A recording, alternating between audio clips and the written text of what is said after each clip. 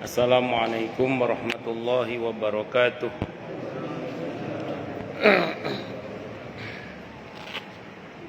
Bismillahirrahmanirrahim. Alhamdulillahi rabbil alamin. Wa bihi nasta'inu ala umurid dunya waddin. Wassalatu wassalamu ala asyrafil anbiya'i wal mursalin. Sayyidina wa habibina wa syafi'ina wa qurrati a'yunina wa maulana Muhammadin wa ala alihi wa ashabihi wa dzurriyyatihi ajma'in, amma ba'd. Asyhadu an la ilaha illallah wa asyhadu anna Muhammadar Rasulullah. Wa ufawwidu amri ilallah, innallaha basirum bil ibad. Hasbiyallahu la ilaha illa huwa alaihi tawakkaltu wa huwa rabbul arsyil azim. Qala Allah ta'ala fi kitabihil karim hikayatan an nabiyyillahi Musa alaihi salam. Rabbi shrah li sadri wa yassir li amri wahlul 'uqdatam min lisani yafqahu qawli. Para alim, para asatid, para asatidah, para bapak dan ibu sekalian, hafidhani wa hafidhakumullah bil khusus segenap pengurus Masjid Al-Furqan Jatiunggul yang semoga pengurusnya dan jamaahnya selalu dalam naungan rahmat, barokah, perlindungan serta bimbingan Allah Subhanahu wa taala. Amin, Allahumma amin insyaallah. Allahumma inna nas'aluka ilman nafi'a wa rizqan thayyiban wa amalan mutaqabbalah wa fatahallahu lana futuhal arifin. Allahumma inna na'udzubika min ilmin la yanfa' wa amalin la yurfa' wa qalbin la yakhsha' wa du'a'i la yusma'. Allahumma ati anfusana taqwaha wa zakkiha anta khairu man zakkaha anta waliyuha wa maulaha. Amin, Allahumma amin insyaallah. Masih melanjutkan kajian kita kitab Riyadhus Shalihin bagian yang kedua sekarang ya. Bagian yang kedua tentang haram menurunkan pakaian, maksudnya menurunkan pakaian, menjulurkan pakaian. Kalau dulu gamis atau sarung, kalau sekarang mungkin celana, sampai di bawah mata kaki, itu namanya isbal, sampai di bawah mata kaki. Karena sombong. Saya ulang, karena sombong. Saya mau terangkan dulu sebelum saya baca hadisnya nih. Ini kan kita nanti akan baca hadisnya insyaallah. Secara fikih kan setiap hadis ada fikih hadisnya ya. Setiap hadis itu ada fikih hadisnya. Jadi sependek yang saya baca dalam literatur fikih yang ada, baik yang klasik maupun yang kontemporer, berkaitan dengan penjelasan ulama mengenai isbal. Yang pertama, pendapat yang pertama ini, kalau ada laki-laki, ini untuk laki-laki, kalau perempuan tidak berlaku, memanjangkan celana atau sarungnya atau gamisnya sampai di bawah mata kaki, kalau tidak karena sombong ini haram dan masuk neraka. Ini yang pertama dulu, pendapat yang pertama. Kalau karena sombong haram, masuk neraka dan tidak disapa oleh Allah. Nah, itu pendapat yang pertama.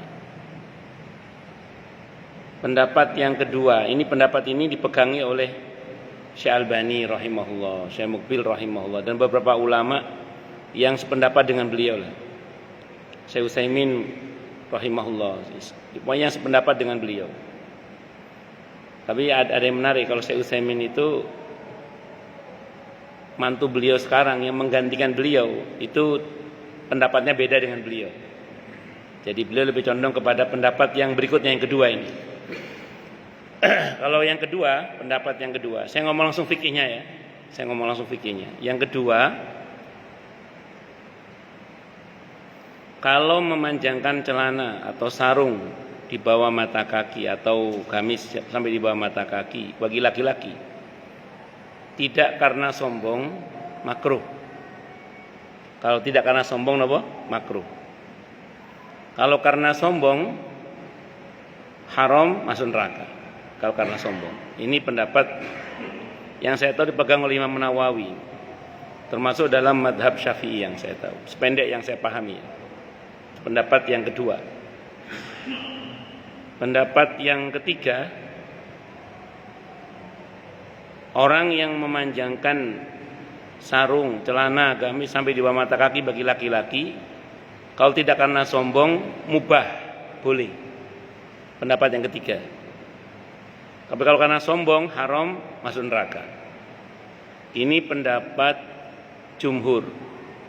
Jumhur itu mayoritas ulama. Pendapat mayoritas ulama. Ini pendapat jumhur. Pendapat mayoritas ulama. Nah, ini saya sampaikan bukan apa-apa, supaya kita tidak berkeras-keras dalam masalah ini, satu dulu. Jadi ini tidak masuk dalam masalah prinsip. Ini masalah furu'. Ini perkara khilafiyah mu'tabarah. Masing-masing punya hujjah, punya argumentasi. Dan karenanya kita tidak boleh berkeras-keras dalam masalah ini. Jadi tidak boleh berkeras-keras dalam masalah ini. Saya pribadi, karena saya bermadzhab Syafi'i, saya termasuk yang ngomong ke istri saya itu gini, bahwa celana saya kalau bisa dipotong di atas mata kaki. Saya ngomong gitu karena saya meyakini itu sunnah. Tapi kadang istri itu motongnya kepanjangan, kadang kependekan. Ya akhirnya seperti anda lihat, kadang celana saya ngono iku lah. Tapi rata-rata saya perintah begitu ke istri saya. Saya minta tolong ke istri saya itu untuk dipotong seperti itu. Tapi saya tidak mau berkeras-keras karena saya dalam madzhab Syafi'i kan makruh gitu. Kalau pendapat jumhur mubah kalau tidak karena sombong kan. Itu satu dulu. Nah, saya ulang ini supaya kita tidak berkeras-keras. Karena pernah satu saat saya itu khutbah Jumat. Waktu itu celana saya masih baru dan belum dipotong. Karena tinggi saya itu kalau untuk beli celana jadi itu enggak ideal. Mesti dipotong gitu. Sehingga mau enggak mau saat itu belum saya potong celana saya. Saya pulang khutbah naik motor itu ada orang naik motor nututi saya. Terus yang ngomong gini ke saya, "Ustaz, potong celananya, masuk neraka." Dalam hati saya, ya Allah, mestinya negurnya pas tadi saya di sekretariat DKM. Kalau dia negur saya di situ, saya bukakan beberapa hadis. Nah, ini yang saya bilang bahwa ulama yang berbeda pun punya dalil ya, punya dalil. Di fikih sunnah itu nanti kita ketemu, kalau yang sudah ketemu kemarin bab ketika Nabi lupa itu. Yang harusnya sholat 4 rakaat, beliau 2 rakaat itu. Sudah kita baca hadisnya di fikih sunnah itu. Itu Nabi gamisnya menyapu lantai, gamisnya Nabi. Gamisnya Nabi itu menyapu lantai. Berarti sampai di bawah mata kaki. Nanti kita ketemu lagi atau sudah saya lupa di sholat istisqa gerhana nanti. Nabi ketika sholat gerhana gamisnya itu sampai di bawah mata kaki. Oke, mungkin jenengan mengatakan Nabi nggak mungkin sombong, Ustaz. Oke, Nabi nggak mungkin sombong. Sekarang sahabat. Jumhur, mayoritas ulama yang saya baca pendapatnya. Saya baca ini, malah saya baca dalam fatwanya Syekh Mukbil. Yang notabene beliau pendapat yang pertama tadi. Beliau itu mengutip satu hadis. Ini bagusnya ulama ya. Walaupun tidak sepakat tapi tetap menyampaikan pendapat yang berbeda dengan argumentasinya gitu. Paling enggak supaya murid-muridnya kan bisa berlapang dada gitu. Supaya tidak berkeras-keras dalam masalah ini. Saya baca di situ ada riwayat Ibnu Abi Syaibah. Hadisnya sahih. Ketika itu Abdullah bin Mas'ud, ini hadis mauquf ya karena berhenti di Abdullah bin Mas'ud. Abdullah bin Mas'ud radhiyallahu an itu menjadi imam salat, gamisnya isbal sampai di bawah mata kaki. Ditegur oleh makmumnya itu. Kenapa panjenengan isbal? Apa jawaban Abdullah bin Mas'ud radhiyallahu an? Betis saya kecil. Saya malu kalau saya tampakkan itu. Maka beliau tutup sampai isbal itu. Itu Abdullah bin Mas'ud. Hadisnya sahih. Hadis mauquf sahih. Terjadi Abdullah bin Mas'ud radhiyallahu anhu. Artinya tidak mungkin sekelas Abdullah bin Mas'ud radhiyallahu anhu itu berani ngambil risiko masuk neraka hanya gara-gara malu soal betis kecil. Itu yang dipakai dalil oleh jumhur. Terus jumhur itu berdalil juga dengan kejadian sahabat Abbas ketika di Mina. Sahabat Ibnu Abbas, sahabat Ibnu Abbas, Abdullah bin Abbas radhiyallahu anhu. Mantan budak beliau atau budak beliau itu menjadi saksi. Atau muridnya lah itu menjadi saksi bahwa Abdullah bin Abbas radhiyallahu anhu ketika di Mina itu sarungnya sampai di atas punggung kakinya. Sarungnya sampai di atas punggung kakinya. Itu bukan rumbai-rumbai, memang sarungnya. Karena ada yang memaksakan kehendak untuk dimaknai rumbai-rumbainya, bukan. Memang sarungnya itu sampai di atas punggung kaki. Ini bukan Nabi loh, sahabat ini. Kalau Nabi kan jaminan tidak mungkin sombong. Kalau sahabat kan, oke, misalnya Anda mengatakan sahabat masih terjamin karena radhiyallahu anhu wa radwan, oke, di bawah sahabat. Nanti jangan baca penjelasan para ulama tentang Umar bin Abdul Aziz. Umar bin Abdul Aziz itu boleh dikata seluruh gamisnya di bawah mata kaki. Umar bin Abdul Aziz. Itu saya baca pendapat jumhur ya, bukan pendapat saya. Saya baca penjelasan argumentasinya jumhur. Nah, sekian ratus hadis yang melarang isbal, ada ratusan hadis. Ada beberapa puluh yang membolehkan dengan ketentuan informasi tadi itu cara ulama dalam memahami hadis rupanya berbeda-beda. Pendapat yang pertama tadi rupanya menggunakan tarjih. Dianggap dalilnya lebih banyak, lebih kuat, lebih sahih, dipilih pendapat yang pertama itu. Ini alasan yang pertama. Ya, yang kedua, ketiga itu apapun namanya ketika ada dalil yang melarang, kok ada dalil yang membolehkan, berarti ini bab mustasnayat, pengecualian. Berarti ini pasti ada pengecualian. Disitulah dicoba dikompromikan, diambil kesimpulan, akhirnya muncul tadi makruh, mubah, haram kalau, dan seterusnya itu. Dan ini bukan pendapat orang biasa, maksudnya orang awam, bukan. Ini pendapat ulama-ulama mujtahid. Kelasnya itu bahkan sampai mencapai jumhur. Jumhur itu mayoritas ulama. Dan jenengan saya kita monggo tidak apa-apa dengan prinsipnya masing-masing. Cuman maksud saya dalam masalah ini jangan berkeras-keras gitu loh maksud saya. Nah, hari ini ada sebagian orang itu yang terlalu berkeras-keras dalam masalah ini sehingga seolah-olah kalau ada orang yang tidak sesuai dengan pendapat dia dalam masalah khilafiyah yang mu'tabarah ini, masalah furu' yang tidak prinsip ini, seolah-olah orang itu sudah keluar dari ahlus sunnah. Nah, sampai-sampai ada yang mengatakan jangan ambil ilmu dari orang yang celananya sampai di bawah mata kaki misalnya. Itu kaidah dari mana? Nah, ini perlu saya sampaikan supaya kita ini enggak berkeras-keras pada masalah yang tidak prinsip dalam masalah agama ini. Bisa dimengerti ya.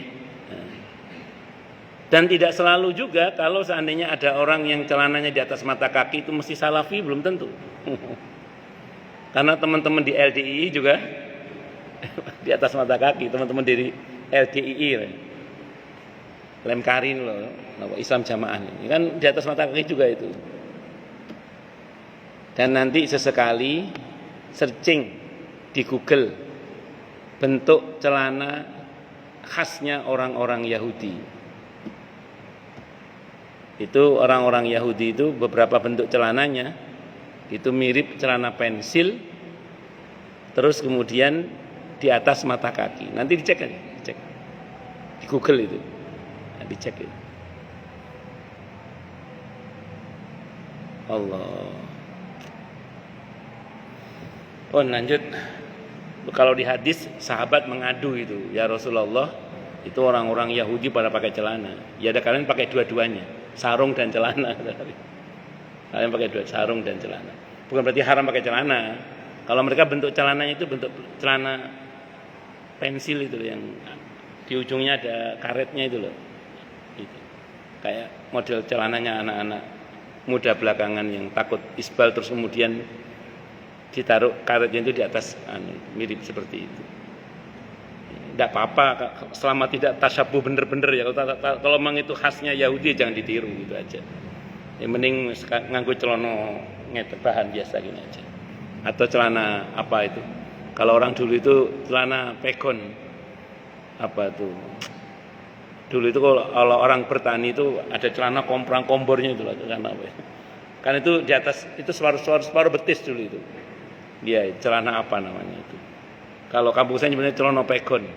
Celana pegon itu dulu orang yang kerja ke sawah bawa sapi, pedati sapi itu dia celananya di atas mata kaki setengah betis. Itu celananya kiai-kiai dulu.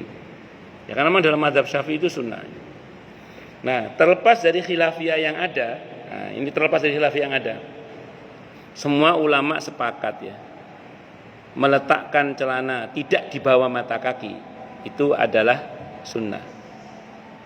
Jadi saya ulang ya, terlepas dari khilafiyah yang ada tadi itu, sependek yang saya pelajari, hukum meletakkan celana tidak di bawah mata kaki, pas atau di atasnya itu adalah sunnah. Perdebatannya kalau di bawah mata kaki, perdebatannya. Jadi kalau pas itu belum masuk perdebatan. Di atasnya sunnah mesti ulama sepakat itu. Nah, kalau di bawahnya itu ada perdebatan sudah. Jadi kalau pakai celana pas mata kaki itu masih aman itu sebenarnya. Pas. Nah, di atasnya sunnah turun dikit itu sudah ada perdebatan. Nah, tapi saya ulang ini bukan perkara yang prinsip. Ini perkara khilafiyah yang mu'tabarah. Bukan perkara usul, ini perkara furu', bukan perkara dasar, ini perkara cabang. Ngaten nggih? Saya pas bahas begini pernah dikirimi orang saya di print outkan itu ratusan hadis tentang larangan isbal. Ya saya jawab tadi itu. Terus saya tahu ini sampai 100 sekian hadisnya itu saya tahu. Tapi jangan lupa sekian puluh hadis yang membolehkan itu menjadi pertimbangan para ulama untuk tidak selalu mentarjih. Itu seperti itu. Jadi tidak selalu apa ditarjih. Apalagi kalau masing-masing sudah ada ada argumentasinya masing-masing. Itu seperti itu. Wallahu a'lam bishawab. Haram menurunkan pakaian karena sombong. Hadisnya yang pertama an Asma. Diceritakan dari Asma binti Yazid al-Ansariyah radhiyallahu anha qalat, beliau berkata, kana ada kummi qamisi Rasulullah SAW ila rusghi. Lengan kemeja Rasulullah Muhammad SAW hanya sampai pergelangan tangan. Rawahu Abu Dawud, hadis ini riwayat Abi Dawud wa Tirmidzi dan riwayat At-Tirmidzi. Wa qala, berkata hadisun hasan, hadis hasan. Nabi pakaiannya lengannya hanya sampai pergelangan tangan sini. Jadi tidak berlebihan gitu, tidak berlebihan sampai, karena ini pentingnya kita ngaji hadis itu pakai tahqiqul manat, takhrijul manat, tanqihul manat. Tidak hanya kita tidak hanya bicara sababul wurud, tapi kita juga bicara sya'nul wurud ya. Jadi gini, sependek yang saya pelajari dari hadis yang dimaksud ya berkaitan dengan masalah ini. Dulu kain itu barang mahal dulu di masa Nabi kita Muhammad sallallahu alaihi wasallam itu kain itu barang mahal. Orang-orang kaya di masa itu kalau ingin pamer kekayaannya itu mereka sengaja untuk laki-laki terutama itu memanjang-manjangkan pakaiannya. Jadi harus dikodekno dilebihin kan gitu. Terus kalau gamis sampai lengsreh tahu apa. Sengaja dilebih-lebihkan. Pada masa itu mungkin di Madinah, di Mekah notabene padang berbatu. Walaupun baju lengsreh itu mungkin ya gak kotor karena padang berbatu kan. Lah kalau kita tanah hitam kayak gini ini, yang kadang banyak kotoran binatang juga. Nah, kalau lengsreh kan ya serempet. Jadi dulu itu kayak simbol kesombongan gitu loh. Makanya terus kemudian orang-orang yang ingin memamerkan kekayaan itu dengan cara memanjang-manjangkan pakaian mereka. Allah. Nah hari ini di kita hal yang serupa itu bukan lagi pamer ya, saking belum dipotong aja misalnya pakaiannya misalnya gitu. Itu wallahu alam shawab. Ini hadisnya hadisnya Abi Dawud, At-Tirmidzi dan beliau berkata ini hadisnya hadis hasan. Wa an Ibnu Umar, dari cerita dari Abdullah bin Umar radhiyallahu anhuma. Anna Nabi Allah, sungguhnya Nabi Allah Muhammad sallallahu alaihi wasallam qala, beliau bersabda, man jarra thawbahu khuyala'a, man siapapun jarra yang menurunkan thawbahu pakaiannya khuyala'a, menurunkan kainnya atau pakaiannya sampai di bawah mata kaki ya, khuyala'a karena sombong, lam yanzurullahu ilaihi, maka Allah tidak akan melihat kepadanya yaumal qiyamati, pada hari kiamat. Berarti Allah murka sama dia. Faqala, maka berkata siapa Abu Bakar radhiyallahu anhu. Apa kata Abu Bakar? Ya Rasulullah, wahai Rasulullah, inna ahada izari yastarhi illa an ata'ahadahu. Wahai Rasulullah, sesungguhnya salah satu dari kain sarung saya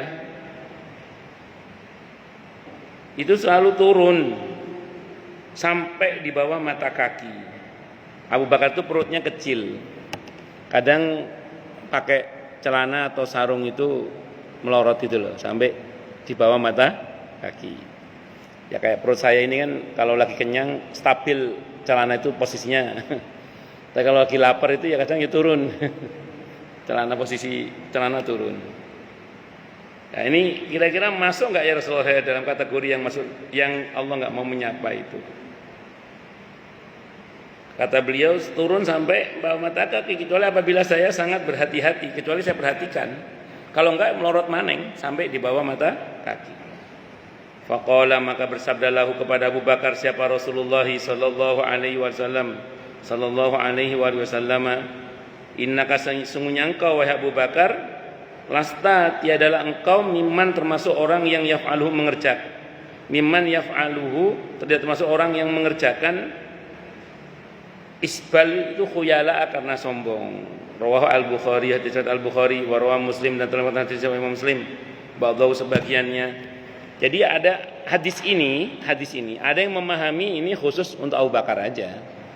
Ada yang mengatakan begitu. Ini khusus untuk Abu Bakar, yang langsung Rasulullah yang mentazkiyah beliau. Pak Abu Bakar tidak karena sombong, khusus. Ada yang mengatakan begitu. Ya tidak apa-apa, ini kan pendapat ya. Tapi pendapat yang lain mengatakan hadis ini berlaku untuk orang yang mengalami seperti Abu Bakar As-Siddiq radhiyallahu anhu. Jadi kalau kayak yang saya bilang tadi kasus saya misalnya, saya ada berusaha ngomong sama istri, pokoknya celana itu usahakan dipotong seukuran di atas mata kaki saya. Pokoknya jangan sampai di bawah mata kaki lah, saya pesen gitu. Ukurannya 90 cm. Tadi saya ulang, tukang jahit yang kadang motongnya kepanjangan, kadang kependekan itu. Kadang lek melorot ya sampai di bawah mata kaki. Ya wis. Insyaallah masuk seperti dalam kondisinya Abu Bakar As-Siddiq radhiyallahu anhu. Jadi bukan karena sombong. Kalau bukan karena sombong, kalau dalam madhab Syafi'iyah dalam pendapat Imam Nawawi yang saya tahu hukumnya makruh. Kalau dalam pendapat Imam Nawawi, sependek yang saya baca ya. Kalau pendapat jumhur malah mengatakan mubah, nggak apa-apa. Pendapat jumhur itu. Lanjut. Jadi ini kata kuncinya pada karena sombong. Kalau bukan karena sombong nggak masuk. Kalau kita merujuk pada riwayat yang ini. Wa an Abi Hurairah, dan ceritakan dari Abi Hurairah radhiyallahu anhu. Anna Rasul, saya pernah tanya orang. Lalu bagaimana Ustadz kalau ada orang celananya di atas mata kaki terus sombong? Maaf ya kan, misalnya ini ya kita nggak boleh suudzon sama orang, tapi ini karena pertanyaan ya saya jawab. Bagaimana Ustadz kalau ada orang meletakkan celana di atas mata kaki terus sombong?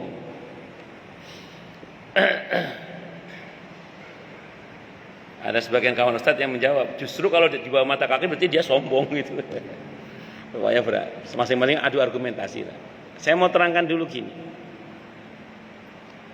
Ada satu rumus ya, di mana kebaikan itu akan rusak oleh penyakit hati tertentu. Kayak contoh gini misalnya, orang sholat. Orang sholat itu terus riya. Kan fawailul lil musallin alladzina hum an salatihim sahun alladzina hum yura'una wa yamna'unal ma'un. Jadi ini ada orang yang sakit sini. Dalam? Oh, numpang lewat aja. Takutnya ada warga sini yang angkutan gitu.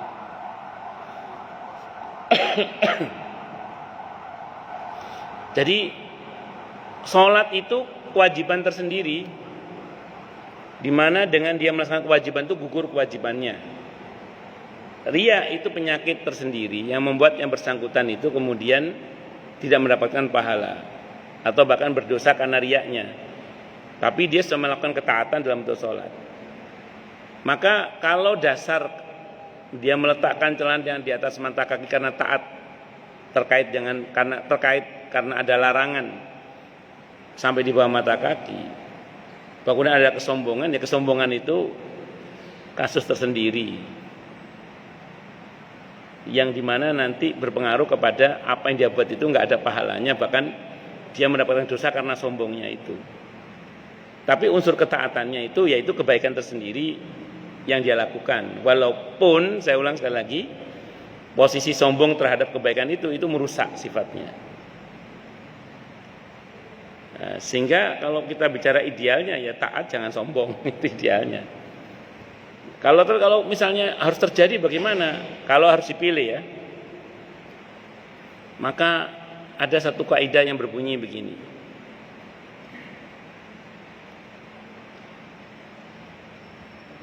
Idza jtama'a mafsadatani faru'iya birtikabi akhaffihima.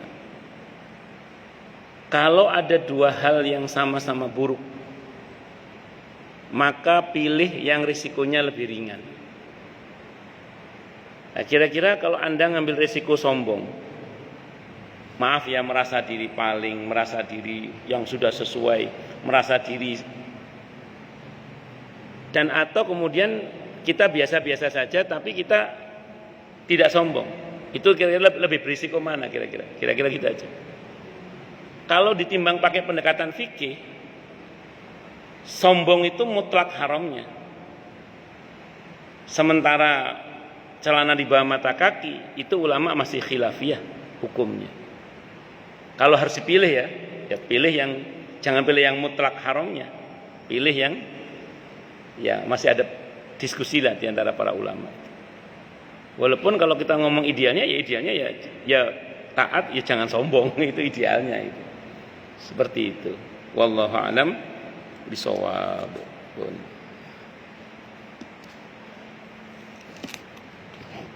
Pesan saya jangan berkeras-keras, itu aja. Wa an Abi Hurairah, dan cerita dari Abi Hurairah radhiyallahu anhu, anna Rasulullah, sungguhnya Rasulullah sallallahu alaihi wasallam maqala, beliau bersabda, la yanzurullahu yaumal qiyamati, Allah tidak mau melihat pada hari kiamat, ilaman kepada orang jarrah yang memanjangkan izarahu sarungnya, batoron karena sombong. Hadisnya muttafaqun alaih, Bukhari Muslim. Yang diulang-ulang ini karena sombongnya itu. Sebenarnya penyebab sombong itu tidak hanya berkaitan dengan masalah ini saja sebenarnya. Ada banyak hal yang kalau kita lakukan akan memicu terjadi kesombongan, maka hal itu sepatutnya diantisipasi. Apa contohnya? Kalau di dalam hadis nanti ketemu atau sudah saya lupa itu. Kita dilarang menggunakan pakaian syuhra.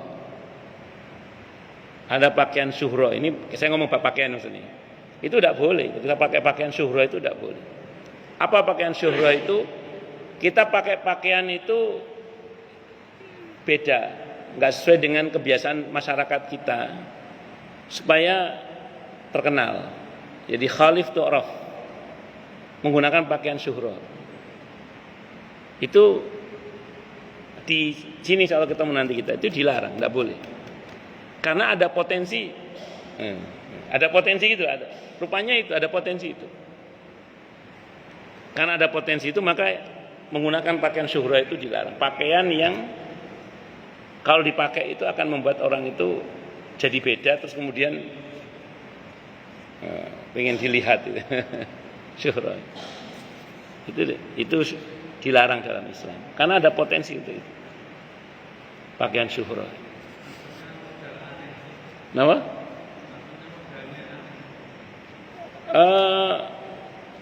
Contoh ngeten.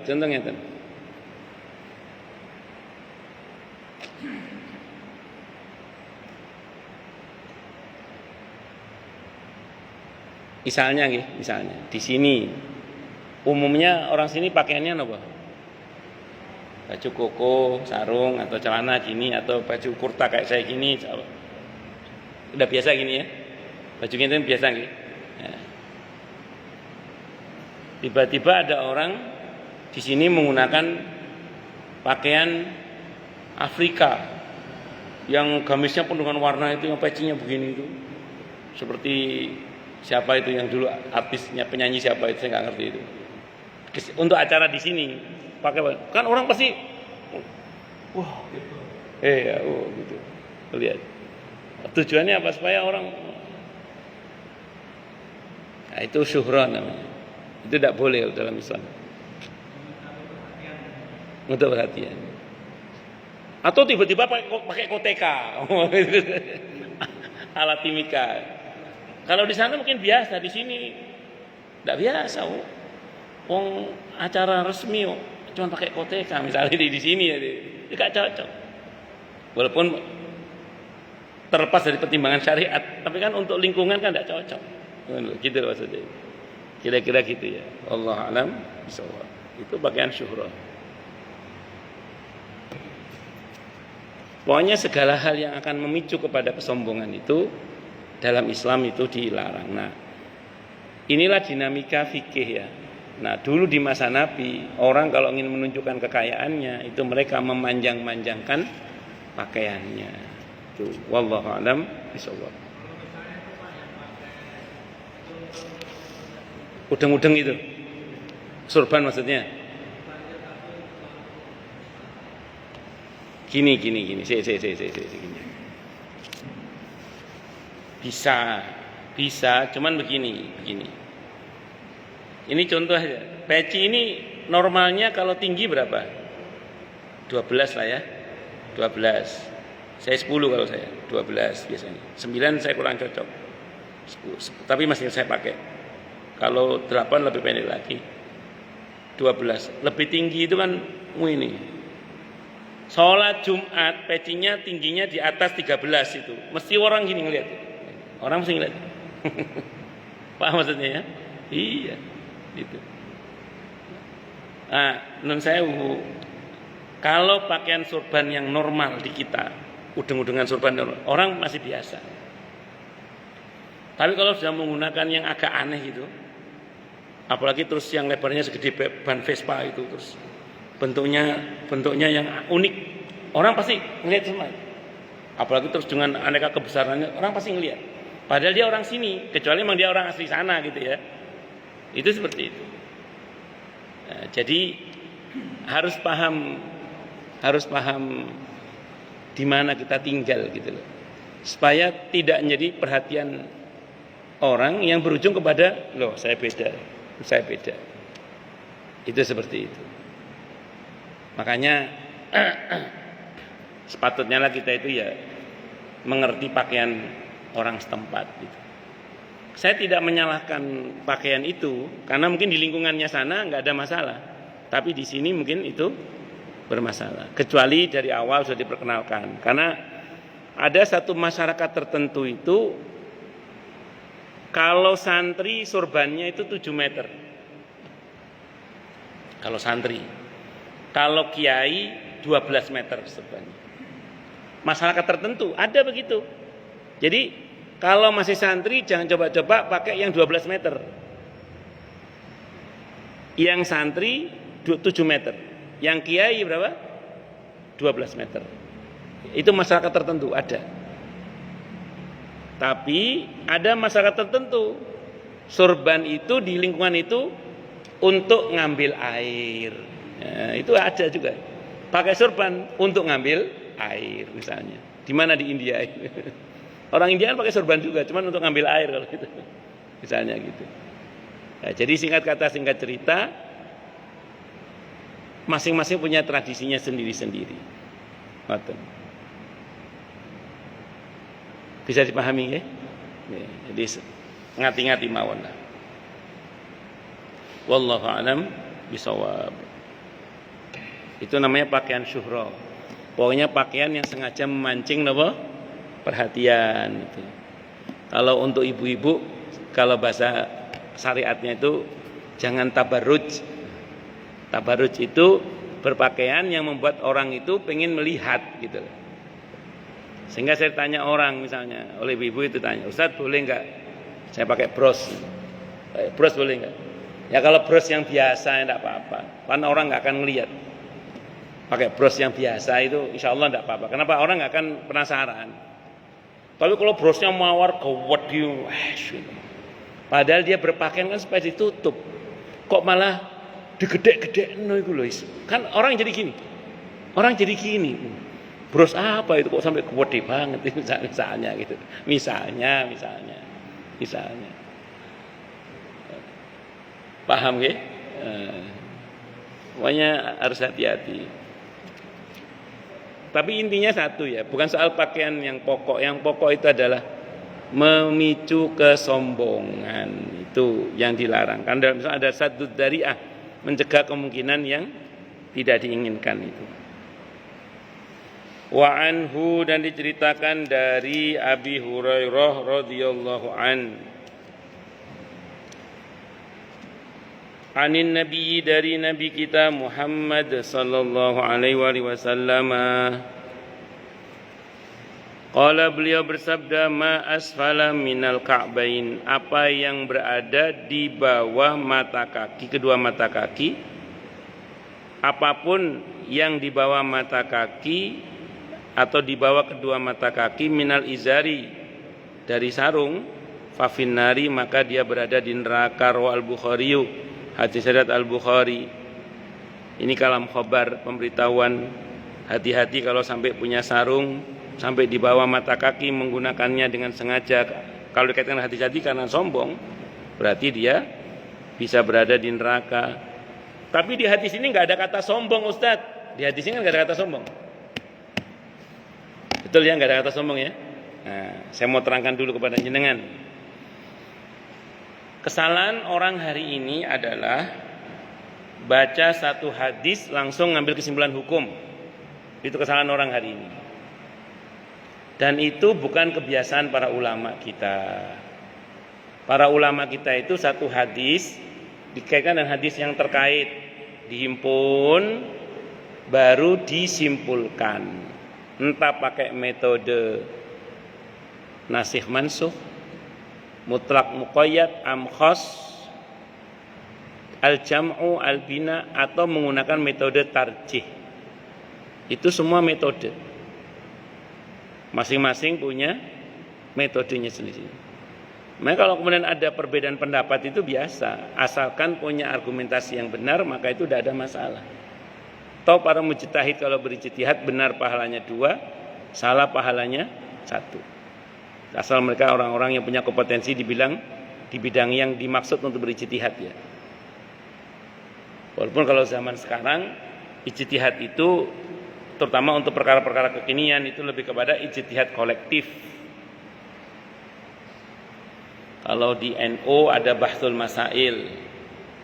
Kalau di Muhammadiyah ada majelis tarjih. Kalau di Persis ada badan hisbah. Ya. Kalau di Al-Irsyad ada badan fatwa Al-Irsyad misalnya, semacam-macam. Jadi itu dengan metodologinya masing-masing. Makanya putusan-putusan bahsul masail NU, putusan majelis tarjih Muhammadiyah, putusan majelis hisbahnya Persis itu dinamis. Mungkin tahun berapa dilarang, sekarang boleh, dulu boleh, sekarang dilebih, sangat dinamis sekali. Kenapa? Karena memang fikih itu yang sangat diperhatikan adalah alasan hukumnya, ilat atau alasan hukumnya. Siapapun yang belajar fikih, dia harus memahami ilat, alasan hukum. Disitulah adanya dinamika hukum. Al-hukmu yaduru ma'ilatihi wujudan wa adaman. Jadi hukum itu beredar sesuai dengan ketentuannya, baik ada atau tidak ada alasan hukumnya. Bersama dengan alasan hukumnya maksud saya.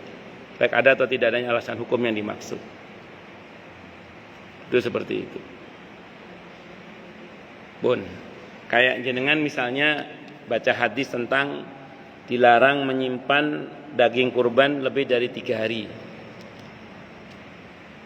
Oh, itu kalau dipakai sampai sekarang berarti sebelum 3 hari sudah harus habis itu. Padahal sebagian kita mungkin nyimpan di rumah itu sampai Idul Adha berikutnya masih ada kadang. Kalau saya enggak, alhamdulillah sudah habis. Kalau saya alhamdulillah sudah habis. Karena alhamdulillah sampai doyan makan yang dibagi-bagi juga. Tapi ada yang nyimpan sampai lama kan? Boleh enggak itu? Boleh, tidak apa-apa. Itu hak sebagai hadiah. Tapi konteks hadis itu lalu apa itu? Itu ada musibah ceritanya. Ada bencana. Para sahabat usul, ya Rasulullah, bagaimana kalau kurban ditiadakan saja untuk bantu yang kena bencana itu? Nabi tidak menyetujui usulan itu. Karena hilangnya satu syariat itu bencana juga. Jadi kalau syiar Islam ditiadakan itu bencana juga. Itu bencana agama. Maka kurban tetap dilaksanakan oleh Nabi. Cuma Nabi berpesan tidak boleh nyimpan daging kurban lebih dari 3 hari. Maksudnya apa? Ndang neno dulurmu kono sing kena musibah itu. Jangan disimpan tapi segera bagi ke saudaramu yang ada di kena musibah itu. Bisa dimengerti nggih? Nah, itu diantaranya. Jadi semua ada sababul wurudnya, ada sababun nuzulnya, ada ilatnya, ada alasan hukumnya. Dan hukum itu beredar sesuai dengan alasan hukum yang ada. Wallahu a'lam bishawab. Baik, silakan. Yang mau tanya, protes, marah, boleh silakan. Monggo kalau ada. Nggih, monggo Pak Yono.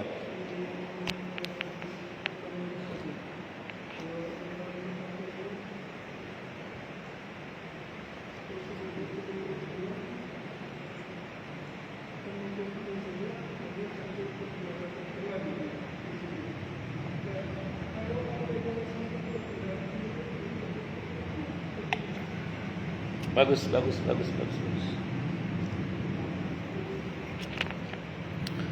Saya pernah berada di satu masjid Babu Taubah, Kemang Pratama itu.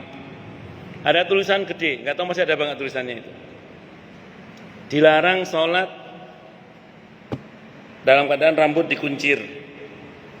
Dilarang menguncir rambut, dilarang melipat baju saat sholat. Ada tulisan gede, dilarang menguncir rambut, dilarang melipat baju saat sholat. Ada jamaah saya, orang Kemang juga, rambutnya kan panjang, jadi dikuncir, ditegur sama orang. Akhirnya dia hormati pendapat di situ, dia buka itu. Akhirnya gondrong, wes sholatnya malah kangelan dia sholatnya. Mau rambutnya berantakan, yang dilipat suruh ngelurusin. Nah, saya mau terangkan dulu ya. Oke, hadisnya begitu memang. Jadi ada larangan dari Nabi melipat baju dan menguncir rambut saat sholat. Ulama dalam memahami hadis itu yang pertama sebagaimana teksnya. Jadi nggak boleh sholat dilipat baju itu tidak boleh. Celana dilipat itu tidak boleh. Ini pendapat yang pertama, teks sebagaimana teksnya. Tapi pendapat yang kedua mengatakan, ini pendapat yang kedua. Dan pendapat yang kedua ini sependek yang saya baca ini pendapat Ibnul Hajar Al-Asqalani rahimahullah, dan pendapat beliau disepakati oleh Imam Ad-Dawudi rahimahullah. Ini pendapat beliau yang saya tahu. Kalau yang tadi itu pendapat jumhur, mayoritas ulama yang tadi itu, yang sebagaimana teksnya itu. Tidak boleh sholat melipat dalam keadaan melipat baju, tidak boleh, termasuk rambut terkuncir tidak boleh. Itu pendapat jumhur, itu mayoritas ulama yang saya tahu. Kalau ini pendapat Imam Ad-Dawudi, pendapat Ibnu Hajar Al-Asqalani yang disepakati oleh Imam Ad-Dawudi. Apa kata beliau dalam masalah ini? Itu kalau jenengan baca kembali hadisnya, dalam hadis itu Nabi menggunakan present continuous tense, fi'il mudhari. Fi'il mudhari itu berarti sedang atau akan, sedang atau akan. Dalam konteks hadis itu sedang. Maksudnya jangan kita sholat sambil ngiket rambut.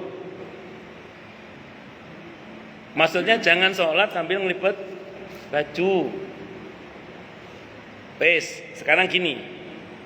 Kalau memang ada larangan melipat baju saat di dalam, kalau ada larangan melipat baju di dalam sholat, pertanyaan sekarang ini, panjenengan kalau pakai sarung dilipat nggak itu? Paham maksudnya nggih?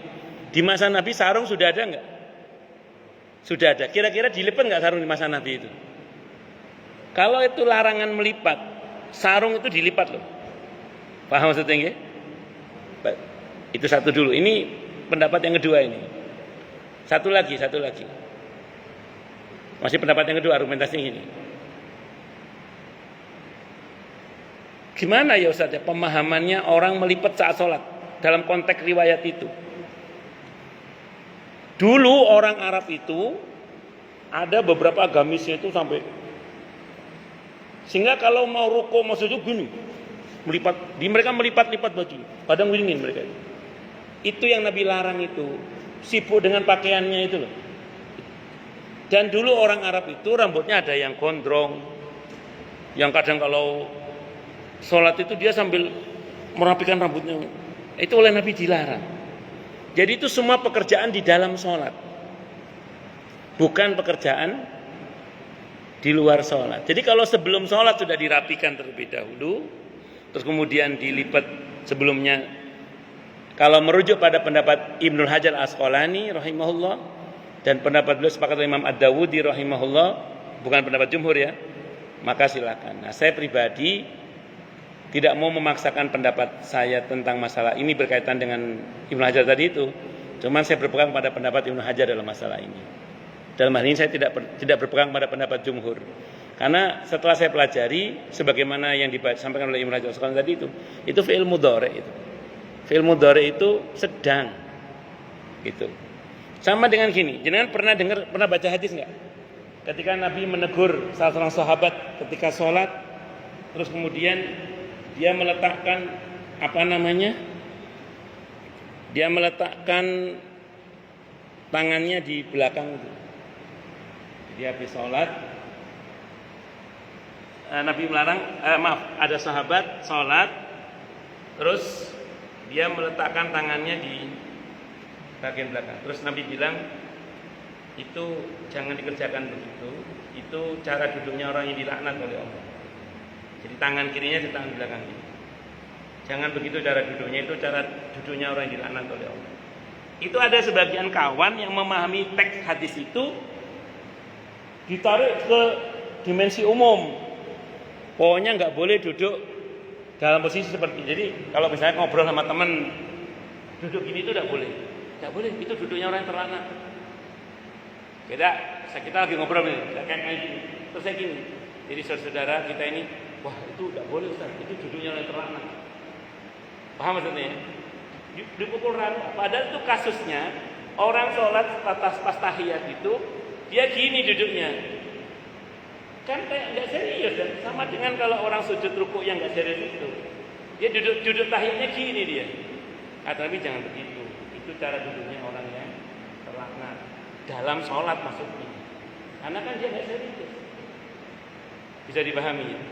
Nah, jadi itu khusus hanya untuk di dalam sholat kasusnya. Dipukul rata. Sehingga ketika ada orang ngobrol di masjid sama teman ngobrol gini, jangan gitu. Itu dilarang oleh Nabi. Itu duduknya orang terlaknat. Ya memang terlaknat kalau sedang sholat begini tahiyatnya. Kan gini ya tahiyat. Dia gini. At-tahiyat. Bisa dipahami ya? Nah itu seperti itu. Allahu Akbar. Jadi ya makanya tadi apa-apa jangan dipukul rata itu. Kalau dipukul biasanya nggak rata itu. Benjol. Nggih monggo ya, silakan. Nggih monggo Pak.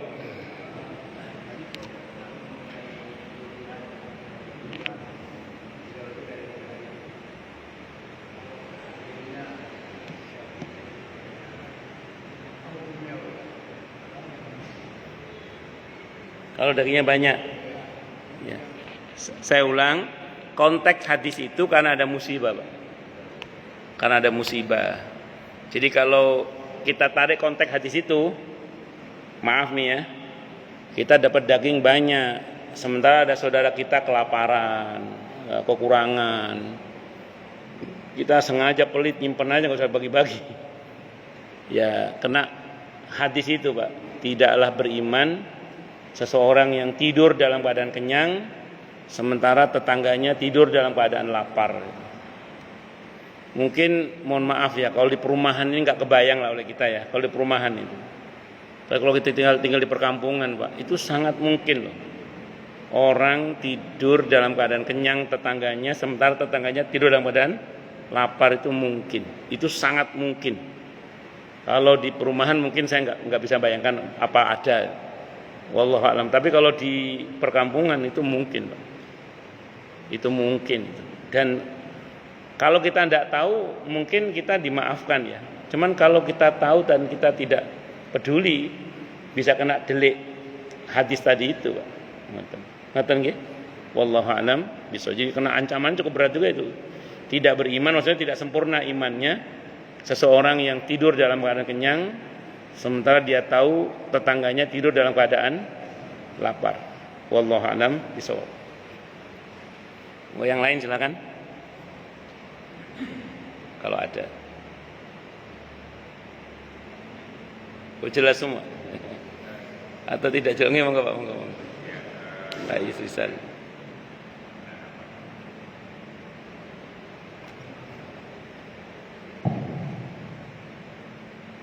Terima kasih. Ya, sami-sami. Karena memang keseharian kita berpakaian sebagaimana yang saya sampaikan tadi. Nah, apa yang mungkin pada saat ini kita berikan situasional pada saat itu, ya contohnya, ya bahkan waktu itu sudah menentu kain itu mahal. Betul. Kalau orang memakai kainnya atau seramisnya itu berpotensi mungkin semua. Tapi kalau sekarang itu tidak,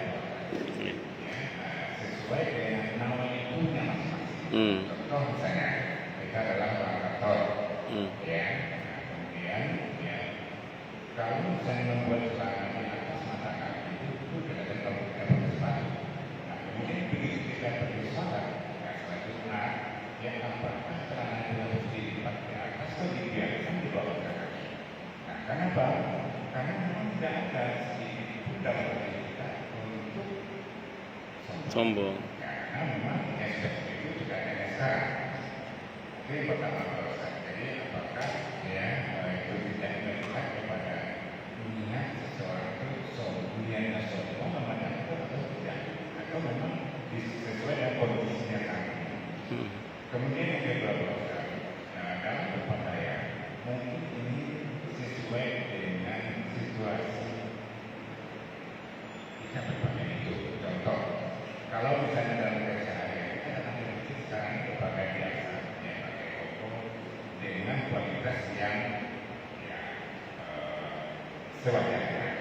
Tapi ketika kita misalnya ada sholat Id, ya atau sholat Jumat, kita berpenampilan bebas sedikit dengan keseharian. Nah, ini tujuannya adalah untuk menghormati event ya pada saat itu. Apa itu semua proses? Menggunakan pakaian yang Kalau kita pakai gamis iya. yang tidak biasanya kita pakai dalam keadaan sehari-hari, tapi pada saat rumah misalnya menghormati Oke. Baik. penampilan kita dengan keadaan sehari-hari. Ini kalau misalnya kita sama saja, ini juga menimbulkan ada persepsi daripada demokrasi. Jadi bagaimana proses Bagus.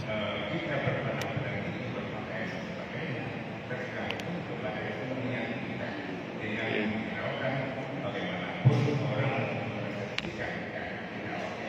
Oke. Terima kasih. Oke. Baik.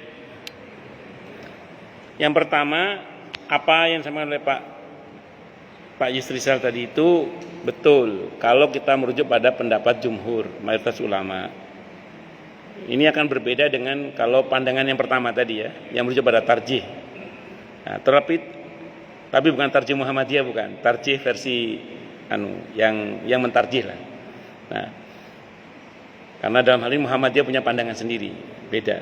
Tapi dalam hal ini yang saya mau sampaikan adalah ketika bicara tentang masalah dinamika hukum berkaitan dengan alasan hukum yang tadi Bapak ceritakan tadi itu memang betul. Kalau jumhur itu lebih melihat kepada ilat, alasan hukum, konteks. Ya. Sambil contoh tadi Abdullah bin Mas'ud radhiyallahu anhu. Ini kan ulamanya para sahabat. Salah satu ulamanya para sahabat kan Abdullah bin Mas'ud radhiyallahu anhu. Beliau termasuk sahabat yang punya madhab. Jadi beberapa sahabat itu punya madhab, di antaranya Abdullah bin Mas'ud. Ini mujtahidnya para sahabat.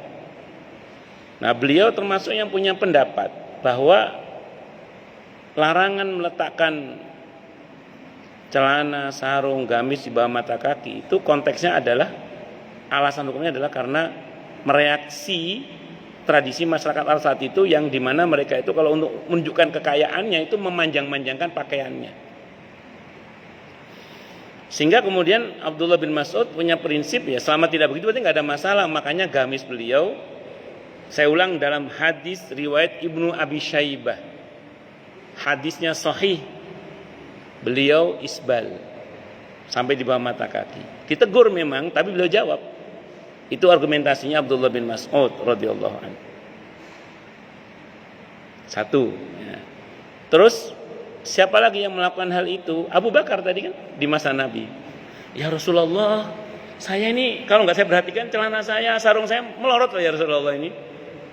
Saya termasuk yang Anda katakan itu enggak? Enggak, kamu tidak termasuk di situ. Walaupun ada yang memahami itu khusus hanya untuk Abu Bakar As-Siddiq radhiyallahu anhu, karena yang mentazkiyah beliau adalah Nabi. Ada yang mengatakan begitu. Tapi kan ulama tidak semuanya sepakat dengan pendapat itu. Ulama jumhur terutama mengatakan loh, itu kan titik poinnya justru di situ itu. Orang yang mengalami seperti Abu Bakar berlaku seperti Abu Bakar, di mana tidak karena sombong itu. Bisa dimengerti ya? Ya itu. Nah, sehingga tadi dalam riwayat Ibnu Abbas ketika di Mina itu sarung beliau sampai di atas punggung kakinya.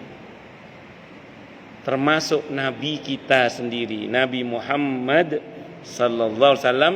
Kalau di fikih sunnah yang sudah kita baca, itu ketika Nabi 4 rakaat, sholatnya harusnya dan 2 rakaat karena lupa bersujud sahwi itu ketika beliau pergi menuju ke Masjid Istiqlal itu ada riwayat disebutkan di situ itu, dan beliau gamisnya menyapu lantai. Gamisnya menyapu lantai. Berarti kan sampai di bawah mata kaki. Termasuk nanti ketika Nabi sholat gerhana, nanti insya Allah di bab sholat, atau sudah lupa di bab sholat gerhana itu ada di situ bab itu, Nabi gamisnya disaksikan oleh para sahabat sampai di bawah mata kaki. Berarti intinya apa tadi? Mereaksi tradisi masyarakat yang keliru. Satu dulu. Yang kedua, kalau berkenaan dengan pakaian yang sengaja kita pilih yang baik, dan yang baik itu menurut kita adalah gamis untuk sholat Jumat, sholat Id dan seterusnya. Saya mau bicara prinsip dasar dulu ya. Dalam konteks keindonesiaan atau masyarakat pada umumnya lah, gamis itu saya kira bukan pakaian yang aneh, Pak. Hampir semua orang tahu lah. Bahkan kita di Amerika pun pakai gamis, semua orang tahu. Karena rupanya gamis itu bukan pakaian Arab sebenarnya. Saya ulang, gamis itu bukan pakaian Arab. Kok bisa begitu? Nabi Yusuf di Al-Quran diceritakan itu sudah pakai gamis. In kana qamisuhu qudda min qubulin fasadaqat wa huwa minal kadhibin. Jadi Nabi Yusuf sudah pakai gamis. Padahal Nabi Yusuf bukan bangsa Arab, beliau Bani Israel. Dan itu masih di periode awal pasca Nabi Ibrahim, karena kan cicitnya Nabi Ibrahim ini ceritanya. Bisa jadi bangsa Arab untuk yang Quraisy belum terbentuk, bisa jadi. Belum ada, bisa jadi. Karena kan dari Bani Ismail, bangsa Arab sana itu. Dan Bani Ismail itu masih belum, Bani Ismail baru pada periode cucu masih belum, bangsa Arab belum terbentuk itu untuk yang versi Quraisy. Kalau Arab Selatan sudah ada, Yaman itu, Sabah itu, negeri Sabah itu. Nah, singkat kata singkat cerita, yang mau saya sampaikan begini. Berarti gamis itu sebenarnya bukan pakaian Arab, tapi itu pakaian yang sudah ada sejak bangsa Arab belum ada. Makanya kalau orang pakai gamis, baik agama sebelah, karena tokoh agama sebelah juga pakai gamis juga, itu insya Allah tidak masuk dalam kategori pakaian syuhra, gamis itu. Nah, pakaian syuhra itu biasanya menjadi khas tradisi satu masyarakat tertentu. Yang itu kalau dibawa ke masyarakat tertentu yang lain, itu kadang itu menjadi aneh. Dan akan memicu orang untuk melihat tadi itu. Saya ulang tadi, pakaian Afrika yang gamisnya yang pecinya juga kayak tampah itu. Itu kalau di sana orang biasa. Tapi di sini orang pasti wah, makanya. Bisa dimengerti ya? Nah, itu. Atau ini saya pernah di Nabawi gitu, di Nabawi. Ada orang sholat di Nabawi itu pakai belangkon khas Jogja, terus pakai pakaian dalang itu, terus sewean gitu loh. Terus pakai itu apa namanya? Ya khasnya orang Jawa itu. Itu semua orang begini ngelihat itu. Karena cuma dia sendiri. Saya tidak menyalahkan penggunaan pakaian itu kalau dia berada di sini. Tapi kalau di sana orang melihatin semua itu. Karena beda sendiri, dia satu-satunya yang begitu. Kecuali dia serombongan begitu semua mungkin oke lah. Itu dia sendiri itu. Semua orang melihat itu. Saya tidak mengatakan bahwa dia niatnya sombong, bukan. Mungkin dia mau mengenalkan budaya Jawa. Cuman kalau itu mau disebut sebagai pakaian syuhra, bisa kalau itu memicu dia pada kesombongan misalnya. Tapi kalau enggak ya enggak sih. Ngoten nggih, wallahu a'lam bishawab. Baik. Monggo yang lain silakan kalau ada. Waalaikumsalam warahmatullahi wabarakatuh. Ini maksud saya kebiasaan dari sejak saya setiap Jumat itu saya memakai sarung dan baju yang baru, maksudnya baru dari almari. Jadi saya usahakan khusus Jumat itu memakai pakaian yang sebelumnya belum dipakai waktu itu sudah lama sampai sekarang. Untuk lebaran Pak, itu kebiasaan dari kecil itu setiap lebaran itu memakai baju baru, sehingga kita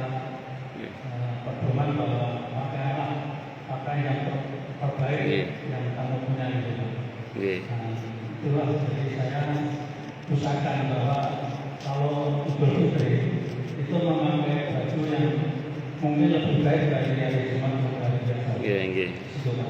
Oke. Wallahu a'lam bishawab. Sependek yang saya ketahui, Nabi itu punya pakaian khusus. Saat Id, Nabi punya pakaian khusus dan beliau menyediakan pakaian khusus itu. Saat Jumat, beliau punya pakaian khusus. Kemarin sudah kita ceritakan ketika jadi hakim, ketika perang itu Nabi punya baju-baju khusus. Jadi punya baju khusus itu boleh, mboten napa-napa. Mengkhususkan baju pada waktu tertentu di momen tertentu itu boleh, tidak ada masalah. Nabi punya itu. Ngoten nggih, wallahu alam. Kalau saya tidak salah ingat ya, ada 4 baju khusus Nabi itu. Ya tadi saat jadi saat sholat Id, saat memimpin perang, saat jadi hakim, dan saat keseharian. Dan saya sering ceritakan di sini, Nabi itu kalau sholat pakaiannya seringkali double 2 atau double 3, seringkali. Jadi jarang Nabi itu sholat satu baju itu jarang. Yang sering itu double bajunya. Double 2 atau double 1. Double 3 maaf, double 3. Double 2 atau double 3. Jadi masih itu Nabi. Jadi Nabi itu kalau jadi imam itu pakaiannya bagus Nabi. Kalau pas jadi imam. Wallahu a'lam bishawab. Tapi Abdullah bin Mas'ud pernah jadi imam itu cuma pakai kaos oblong. Ditegur. Abdullah bin Mas'ud, kamu kenapa? Jadi gamisnya dicentelin pakai pakaian biasa. Kata Abdullah bin Mas'ud, saya sengaja berbuat ini supaya orang tahu bahwa begini ini juga boleh. Itu hikmah hukumnya apa? Kalau sampai tidak dianulir itu yang menggunakan gamis itu, orang bisa jadi punya kesimpulan berarti sholat harus pakai gamis berarti ya itu. Untungnya ada Abdullah bin Mas'ud yang sengaja gamisnya dicopot, ditaruh, dicentelin gitu, beliau pakai pakaian biasa. Ada kalau bahasa kita pakai kaos oblong lah. Sholat Rasulullah jadi imam. Ditegur. Kata beliau supaya orang tahu saja bahwa begini ini juga boleh, kata beliau. Begini ini juga boleh. Cuman itu aja, tapi selebihnya beliau ya sholatnya ya pakaiannya bagus. Wallahu a'lam bishawab. Abdullah bin Mas'ud itu orangnya terkenal wangi, rapi orang. Karena kebiasaan mengikuti Rasulullah Muhammad SAW. Ada lagi? Cukup dulu nggih. Kita tutup dengan hamdalah. Alhamdulillahirabbil alamin. Semoga kajian kita bisa bermanfaat, mubarakah fid dini wa dunya wal akhirah untuk kita, keluarga kita dan seluruh umat Islam semuanya. Dan mudah-mudahan kita semua dijadikan oleh Allah sebagai orang-orang yang sukses dunia akhirat. Selamat dunia akhirat, bahagia dunia akhirat dan dipermudah setiap urusan kita oleh Allah fid dini wa dunya wal akhirah. Semoga Allah limpahkan hidayah selalu untuk kita. Semoga Allah tingkatkan selalu hidayah untuk kita. Dan semoga Allah berikan hidayah untuk siapapun yang melihat kita. Subhanakallahumma bihamdika asyhadu an la ilaha illa anta astaghfiruka wa atubu ilaik. Sallallahu ala Muhammad wa ala alihi wa sahbihi wasallam. Saya mohon maaf. Assalamualaikum warahmatullahi wabarakatuh.